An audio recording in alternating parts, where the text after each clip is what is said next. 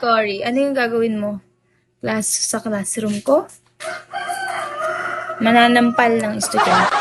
Hi, Sunshine! Hello! Welcome to my live. How are you? Oh, you're so handsome.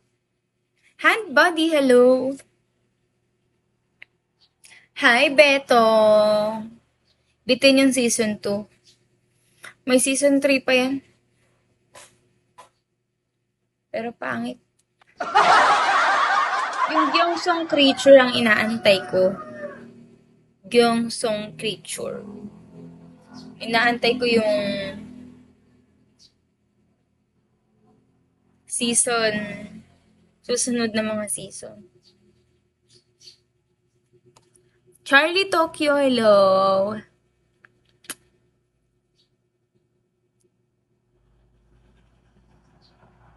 Mamaya manunood ako ng ano. Maganda yun yung song Creature. Hello, Charles! Ngayon nanonood ako yung ano yung When the Phone Rings. Series siya, Korean. Hello, Charles! Kamusta ka? Kumain ka na? Ages. Hello? CK Top, hello. Ano ba yung shock top? Ano ba yun? Hindi ko mabasa. Maganda yun. Alam nyo, mas maganda yung Squid Game. Yung Alice in Borderland kaysa sa Squid Game. Totoo. Mas maganda yung Alice in Borderland. Ayoko ng Money Heist ng Korea. Mas gusto ko yung original. Heist o heist? Yung Money Heist. Ayoko nun. Ayoko nung Money Heist ng Korea. Gusto ko yung orig. Maganda ka din naman. Of course. Ayan tuloy, gusto ko tuloy manood ng ano ngayon, K-drama. Pinupush niyo ko no? Sige na, ipa-3-star niyo na ako para mag-K-drama na ako. Pag ako naka-3-star dito, mag-K-drama.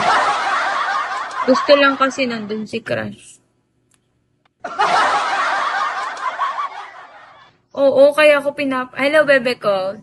Kaya ako pinapanood yung Gyeongsong Creature dahil lang naman kay Park Seo-joon.